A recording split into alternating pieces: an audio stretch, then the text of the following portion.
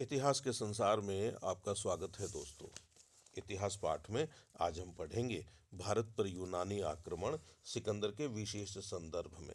इस सिलसिले में अब तक हम 3 बार मिल चुके हैं और आज चौथी बार मिल रहे हैं। मेरे हाथ में जो किताब है उसका नाम है प्राचीन भारत का राजनीतिक एवं सांस्कृतिक इतिहास, जिसे लिखा है प्रोफेसर विमल चंद्र पांडेय ने। पिछले अंकों में हमने देखा कि किस तरह सिकंदर भारत में प्रविष्ट हुआ और किस तरह भारतीयों ने उसका मुकाबला किया। जो प्रसंग चल रहा था वह सिकंदर और पोरस के संघर्ष का प्रसंग था। हमने देखा कि बहादुरी से लड़कर भी पोरस सिकंदर के सामने कमजोर पड़ गया और वह युद्ध का मैदान छोड़ना चाहता था। एक विशालकाय हाथी पर आसीन पोरस युद्ध के अंतिम क्षण तक अपने कर्तव्य का पालन करता रहा। दक्षिण हस्त के आहत होने पर वह युद्ध स्थल को छोड़ ही रहा था कि सिकंदर ने उसे रोक लिया। सिकंदर चाहता था कि इस वीर का जीवन नष्ट न हो। उसने आंधी को भेजा। इस शत्रु को देखकर पोरस की भुजा एक बार फड़क उठी और बिना कुछ सुने उसने उस पर प्रहार किया। गुणग्राही सिकंदर इस पर क्रुद्ध नहीं हुआ और उसने दूसरे दूतों को भेजा। अंत में उसने सिकंदर का संदेश सुना। प्यास और श्रम से क्लेशित पोरस हाथी से उतरा और एक घूंट जल पीने के पश्चात सिकंदर के समक्ष आया। सिकंदर ने पोरस के व्यक्तित्व की प्रशंसा की। ग्रीको रोमन लेखक बताते हैं कि जिस साहस और विश्वास के साथ पोरस उपस्थित हुआ, उसे देखकर सिकंदर आश्चर्य से अभिभूत हो गया। सिकंदर ने पोरस से पूछा कि वह किस प्रकार के व्यवहार की आशा करता है। अदम्य साहस और बिना किसी संकोच के पोरस ने उत्तर दिया, नृपोचित व्यवहार की, यानी वैसा व्यवहार जैसा एक राजा दूसरे राजा के साथ करता है। और दूसरी बार पूछे जाने पर पोरस ने बिना किसी शंका के कहा कि उसे जो कहना था वह उसने कह दिया। इस निर्भीकता पूर्वक उत्तर से संतुष्ट होकर सिकंदर ने न केवल उसको उसका राज्य प्रत्यावर्तित कर दिया, वरन उसे आसपास के अनेक राज्यों का स्वामी भी बना दिया। इस प्रकार तक्षशिला नरेश का प्रबल प्रतिद्वंद्वी वह अब भी बना रहा। सिकंदर की इसमें कदाचित यही नीति थी कि दोनों एक दूसरे को अनुचित कार्य करने से रोकते रहे। आखिर सिकंदर भी तो एक कूटनीतिज्ञ था। यह युद्ध संभवतः ईसा पूर्व 326 के मई माह में हुआ, लेकिन यह समय निश्चित नहीं है, तिथि निश्चित नहीं है। सिकंदर ने देवों को बलि प्रदान की और निकाई तथा बुकेफेला नामक 2 नगरों की स्थापना की। उसकी हार्दिक इच्छा थी कि उसका विस्तृत साम्राज्य इन्हीं नगरों के माध्यम से एक सूत्र में आबद्ध रहे। क्रेटरस को दुर्ग बनाने तथा इन नगरों के नवनिर्माण के लिए कुछ सेना के साथ छोड़ा गया। ऐसा प्रतीत होता है कि सिकंदर ने इस महत्वपूर्ण संग्राम की स्मृति में एक प्रकार की मुद्रा का प्रचलन भी किया, जिस पर पोरस के हाथी का पीछा करते हुए उसको उछलते हुए अश्व पर प्रदर्शित किया गया है। इस प्रकार की 2 मुद्राएं प्राप्त हुई हैं। चिनाब के पश्चिमी तट पर स्थित ग्लोग निकाई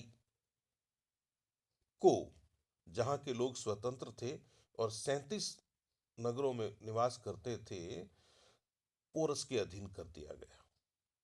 इस स्थान से आंभी को अपनी राजधानी प्रत्यावर्तित कर दिया गया। अभिसार के राजा ने अपने भ्राता को बहुमूल्य उपहारों के सहित सिकंदर के पास भेजा, किंतु सिकंदर ने उसको स्वयं आने की आज्ञा भेजी। यहीं पर पार्थिया का क्षत्रप फ्रेट फर्नीज थ्रेस की सेना के साथ सिकंदर से मिला। इसी समय आर्नो के शशिगुप्त ने यह संदेश भेजा कि अस्स केनोई लोगों ने विद्रोह का झंडा खड़ा कर दिया और गवर्नर निकेनर को मार डाला। टेरिस्पेज और फिलिप को विद्रोह का दमन करने का आदेश मिला। यह सिकंदर को मिली प्रथम सूचना थी कि उसका साम्राज्य इतना विस्तृत हो रहा था कि उसका शासन असंभव सा प्रतीत होने लगा। चनाब पार करने में भी सिकंदर को पर्याप्त क्षति उठानी पड़ी।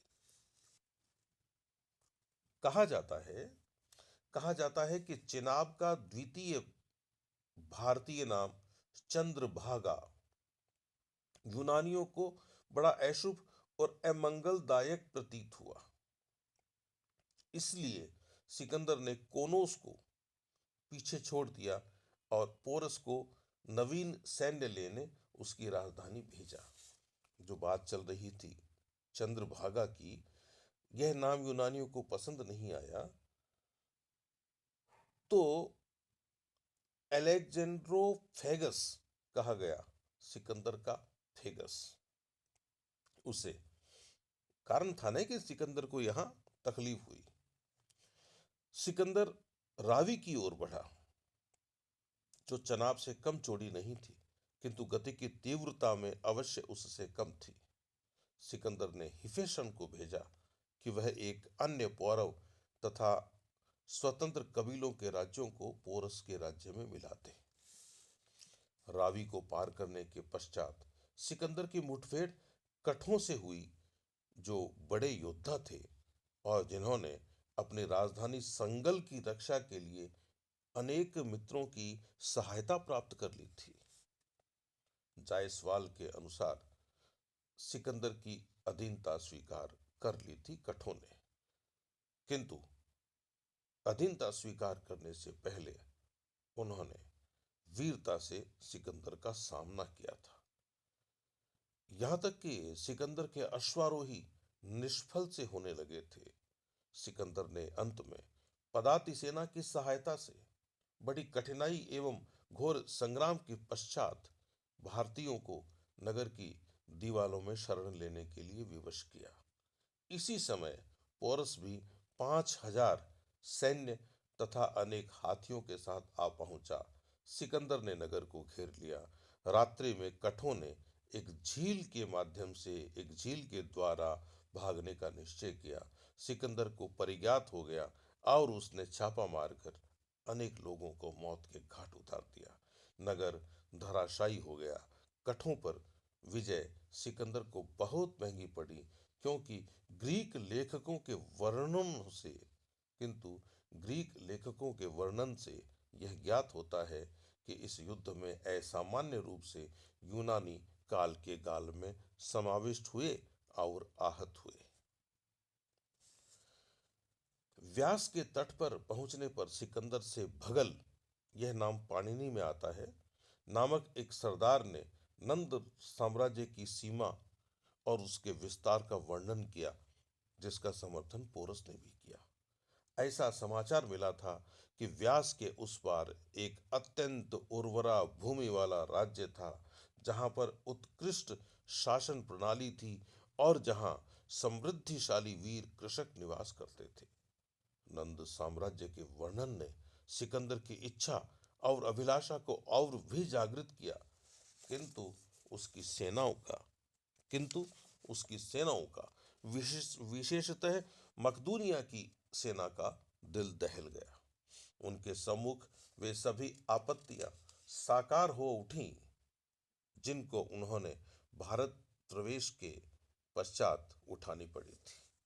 उनके सम्मुख वे सभी आपत्तियां साकार हो उठी, जो उन्हें भारत प्रवेश के पश्चात उठानी पड़ी थी। इसके अतिरिक्त उन्हें घर छोड़े कई वर्ष हो गए थे।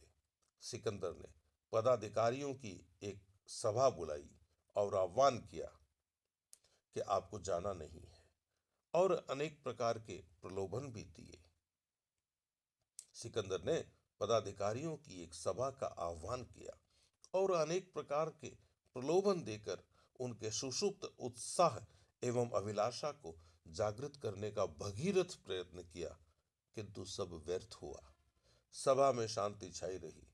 अंत में कोनोस ने सभी का प्रतिनिधित्व करते हुए सिकंदर को समझाया कि बहुत से युद्ध में समाप्त हो गए थे, बहुत से रोगग्रस्त होकर इस संसार से चल बसे थे, तथा जो अवशिष्ट थे उनके हृदय में अपने पुत्र, भार्या, पिता, माता, अपने गृह और अपनी मातृभूमि को देखने की उद्दाम लालसा थी।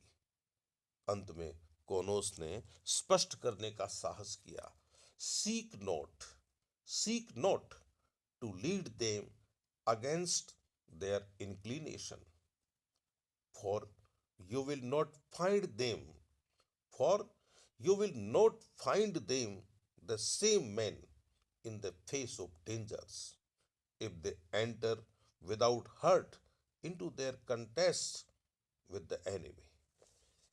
कोनोस ने यहां तक कहा कि प्रथमतः सिकंदर मातृभूमि लौट चले और यदि इच्छा हो तो पुनः आ जाए। कोनोस ने यहां तक कहा कि एक बार सिकंदर वापस लौट जाए और फिर बाद में दोबारा आए, नई तैयारी के साथ आए। कोनोस के इस लंबे भाषण का समर्थन सारी सेना ने किया। सिकंदर अपनी सेना की इस साहसहीनता पर अत्यंत क्रुद्ध हुआ। सिकंदर अपनी सेना की इस साहसहीनता पर अत्यंत क्रुद्ध हुआ और आवेश में आकर उसने अपने सैनिकों से कहा कि वह तो आगे बढ़ेगा, जिसकी इच्छा हो चले, जिसकी इच्छा न हो लौट जाए, और जाकर अपने मित्रों से कह दे कि वह अपने राजा को शत्रुओं के बीच छोड़कर आया है।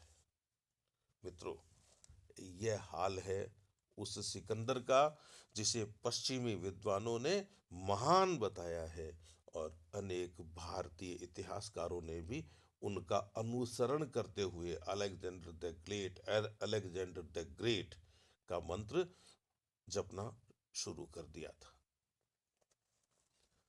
जिस सिकंदर की सेना ही उसके नियंत्रण में नहीं, जिस सिकंदर के कहने पर सेना रुकना नहीं चाहती, उस सिकंदर की महानता का अनुमान कोई भी लगा सकता है। सिकंदर ने पूरे जतन किए, पूरे नाटक किए, लेकिन फौज रुकी नहीं। सिकंदर पूरे 3 दिनों तक अपने शिविर में बंद रहा, किंतु सैनिकों ने अपना विचार न छोड़ा। सिकंदर को स्पष्ट हो गया कि झेलम और संगल के युद्धों के पश्चात उसके सैनिकों का दिल हार गया था। यानी सिकंदर महान के सैनिकों का दिल हार गया था और वे अब किसी भी प्रकार से आगे नहीं बढ़ना चाहते थे और नहीं बढ़ सकते थे।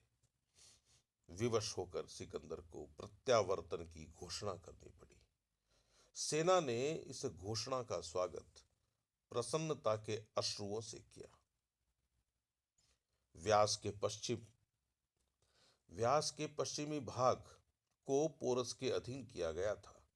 जब सिकंदर चिनाब पर तैयारियां कर रहा था, तब अभिसार नरेश ने एक दूत भेजा। वह स्वयं अस्वस्थ था, जैसा कि सिकंदर के सेनापतियों ने बतलाया। अभिसार नरेश को अपने राज्य का स्वामी बना दिया गया। चनाब पार करके सिकंदर झेलम पर लौटा। कंठों के पास ही कहीं सौभूति नामक नरेश का राज्य था, जिसके सिकंदर से नाटकीय साक्षात्कार का वर्णन कर्टियस ने किया है। अभिसार नरेश को अपने राज्य का स्वामी बना दिया गया। चिनाब पार करके सिकंदर झेलम पर लौटा। कंठों के पास ही कहीं सौभूति नामक नरेश का राज्य था, जिसके सिकंदर से नाटकीय साक्षात्कार का वर्णन कर्टियस ने किया है। वहां के शिकारी कुत्तों ने विदेशियों को अत्यंत प्रभावित किया। झेलम के तट पर सिकंदर ने बहुत सी नौकाओं का निर्माण करवाया। अंत में 800 नौकाएं तैयार हो गई। इसी समय कोनोस बीमार पड़ा और मर गया। ईसा पूर्व 326 के नवंबर मास में यहाँ प्रत्यावर्तन प्रारंभ हुआ। सेना 3 भागों में होकर लौटी। जल सेना का नेतृत्व नियार्कस कर रहा था। सिकंदर की सेना ने जब प्रस्थान किया तो वहां के निवासी बड़े कुतूहल से इस दृश्य को देख रहे थे। तो मित्रों, यह था आज का इतिहास पाठ। आगे के पाठ के लिए हम फिर मिलेंगे। तब तक के लिए अनुमति दीजिए। नमस्कार।